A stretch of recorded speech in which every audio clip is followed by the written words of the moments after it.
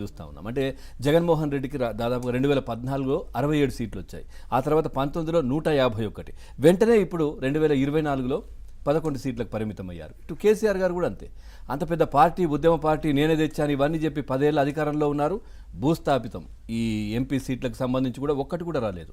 దాదాపుగా డిపాజిట్లు కూడా పోయాయి చాలా వాటిలలో కూడా. అంటే ప్రజా తీర్పు ఏ విధంగా ఉంటుంది, ప్రజలు అణిచివేతకు గురైతే ఏ విధంగా ఉంటుంది అనేది 2 ఎగ్జాంపుల్ అనుకోవచ్చా? ఖచ్చితంగా అండి. ఇప్పుడు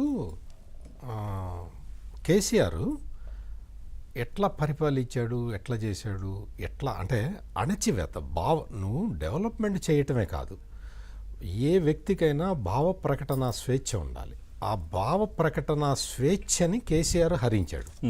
హరించినప్పుడు ఈయన రిప్లికా అయిన జగన్మోహన్ రెడ్డి ఆయన ఏం చేశాడంటే, నువ్వు ఒక భావ ప్రకటన స్వేచ్ఛనే హరిస్తున్నావు, అట్లా కాదు కేసీఆర్ చేయాల్సింది, ఇదిగో నేనైతే మనుషుల్నే చంపుతానని చెప్పి ఆయన ఆ పాలసీ తీసుకున్నాడు.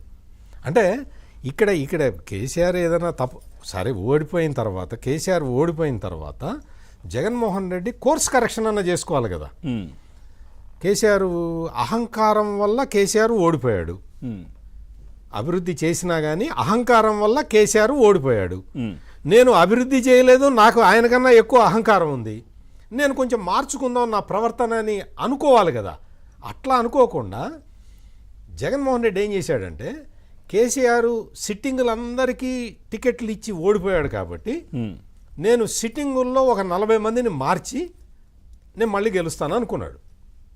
దాదాపుగా అది అటు ఇటు ఆ కాన్స్టిట్యుయెన్సీ మార్పులు ఇవన్నీ కలిపితే 92 మందిని అటు ఇటు మార్చుకున్నాడు. అంటే ఆ 92 సీట్లు వస్తే మనం గెలుద్దామని అనుకున్నాడు, ప్లాన్ చేసుకున్నాడు. కేసీఆర్ని చూసి నేర్చుకున్నది జగన్ ఏంటి అంటే, ఈయన సిట్టింగులకి ఇచ్చి ఓడిపోయాడు కాబట్టి మనం సిట్టింగుల్ని తీసేసి గెలుద్దాం అనుకున్నాడు. అసలు యాంటీ ఇన్కంబెన్సీ ఉన్నదే నీ మీద కదా, ప్రభుత్వ వ్యతిరేకత ఉన్నదే నీ మీద. యువతల ఇటువైపు చూస్తే చంద్రబాబు నాయుడు ప్రజల్ని మొదటి నుంచి కూడా, అంటే దాదాపుగా 3-3.5 సంవత్సరాల నుంచి ఎడ్యుకేట్ చేస్తూ వచ్చాడు. ఎట్లా ఎడ్యుకేట్ చేశాడు? అయ్యా ఇప్పుడు తెలుగుదేశం వాళ్ళ మీద కేసులు పెడుతున్నాడు, తెలుగుదేశం వాళ్ళని అణిచివేస్తున్నాడు, ఈ సమస్య రేపు మీ ఇంటి దాకా వస్తుంది, దయచేసి మీరు రెస్పాండ్ కండి అని ప్రజల్ని రిక్వెస్ట్ చేసుకున్నాడు. చంద్రబాబు నాయుడు మొదటి నుంచి చేస్తున్న క్యాంపెయిన్ ఇదే.